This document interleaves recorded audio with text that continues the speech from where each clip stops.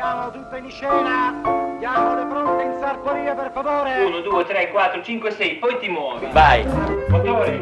Azione. Alza un pochino la testa. Stai indietro all'inizio. Adesso guarda in alto lassù. Avanzi verso di me. Guarda sempre la mia mano.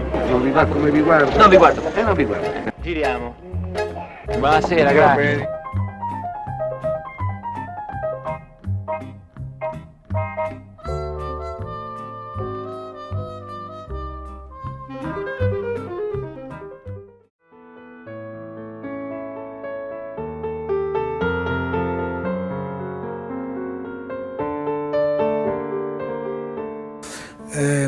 Io non ho mai inteso la scenografia come un contenitore in cui ci sono poi i personaggi che grazie alle battute fanno andare avanti la storia. È chiaro che loro sono i locomotori di una storia, ma è chiaro anche che quella storia deve essere e può essere narrata se alle loro spalle o attorno a loro c'è un qualche cosa che narra anche quando loro stanno zitti. Sono convinto che l'ambiente è la seconda pelle del personaggio e più in generale la scenografia è il vestito del film.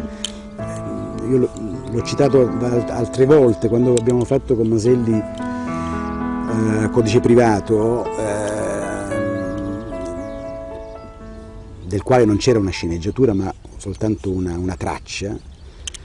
Io avevo elaborato un progetto molto particolare per rendere l'idea quasi piranesi, insomma, in un grande spazio in continuo che doveva alludere a una continua trasformazione degli arredi, una cosa strana, ma perché c'era l'attrice, doveva esserci l'attrice Valeria Golino, sì, che ha tutta una sua particolarità fisica, espressiva, gli occhi, l'inquietudine, poi per tante ragioni che nel cinema sono abbastanza normali, insomma lei non poteva più essere disponibile e a quel punto è saltato fuori in maniera abbastanza imprevedibile, almeno per me, anche per lo stesso Maselli, da parte di De Laurentiis, Ornella Muti, che era esattamente il contrario di quello che uno avrebbe potuto mai immaginare. Però essendoci un grande regista, soprattutto con le attrici, è riuscito a trasformare completamente la fidanzatina d'Italia, carina, borghese, stravolta completamente, però è entrato in crisi il progetto, perché non c'entrava assolutamente nulla con lei, quel progetto antecedente. Quindi ho recuperato alcune cose, però l'impianto era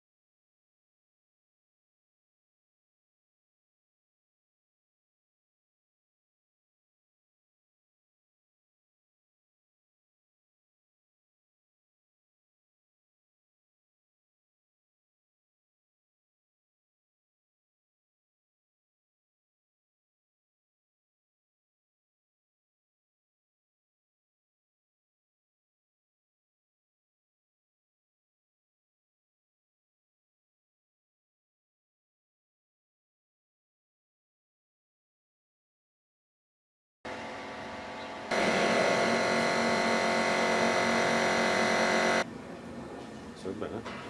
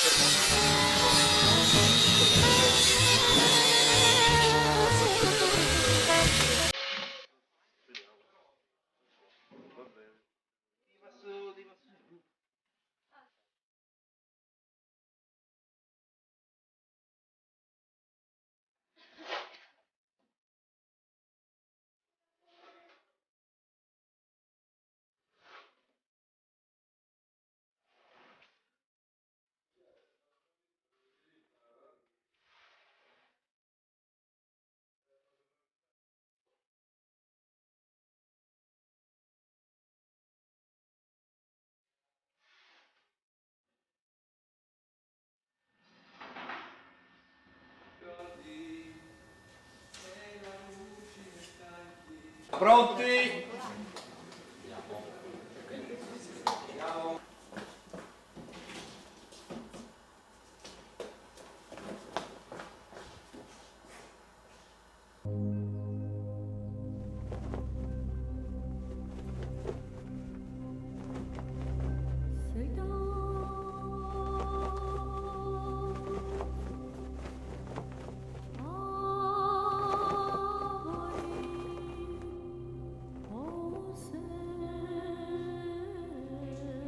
Io immagino la scenografia come elemento drammaturgico, quindi un elemento che racconta o co-racconta, quindi partecipa al tutt'uno che poi diventa film.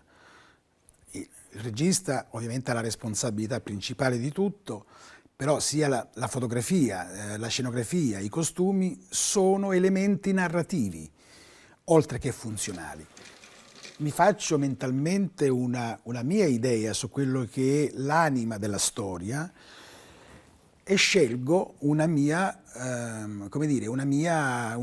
linea che sottopongo al regista sull'intesa.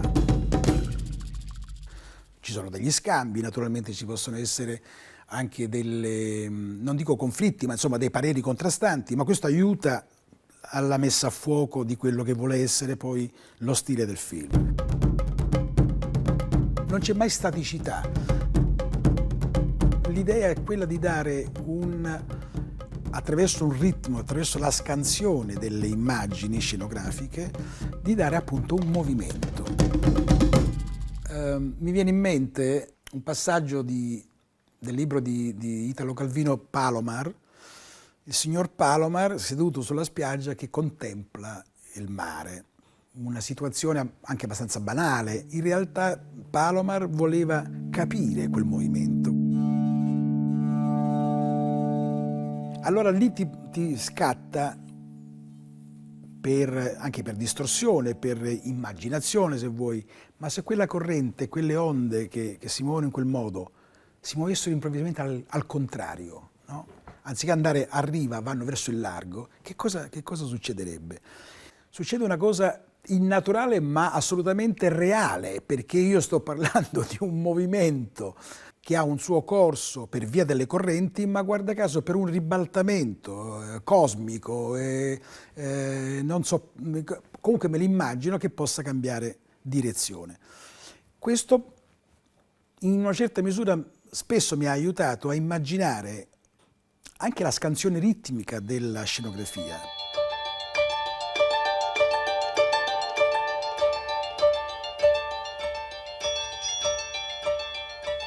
Io penso che la luce nel cinema sia materia, nel senso che è inscindibile. La luce è narrazione, quindi così come lo è o lo può essere un muro, una strada, nel buio, un taglio di luce su quel buio sta raccontando qualcosa che è strettamente connesso alla sequenza che lo spettatore sta guardando. Il quadro è il fotogramma. In quel fotogramma lì ci deve essere una fusione di queste materie, la materia luce e la materia tridimensionale, secondo un principio condiviso.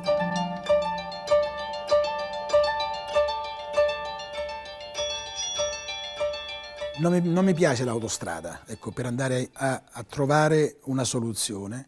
Preferisco passare per viottoli, per scorciatoie, per strade sterrate, eccetera, per arrivare sempre magari allo stesso risultato, ma perché durante questo tipo di percorso alternativo e magari più complesso, ti rimangono addosso delle informazioni che altrimenti non avresti.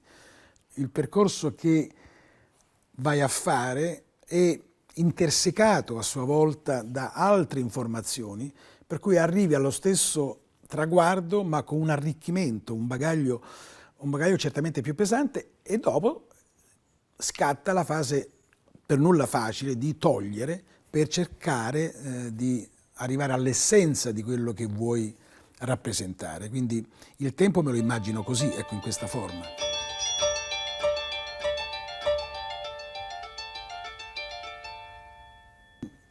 È anche vero a questa realtà che c'è un pubblico attento che sa cogliere delle specificità della creazione artistica e altri no.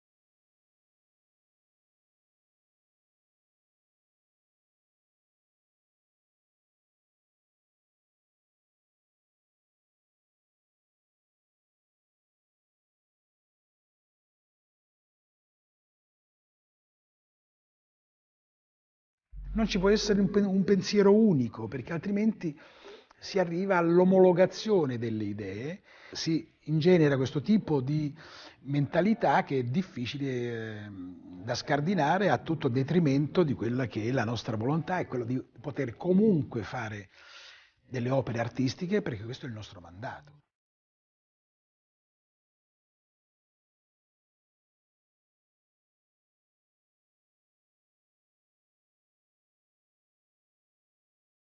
Ci sono nella realtà che ci circonda elementi di spunto,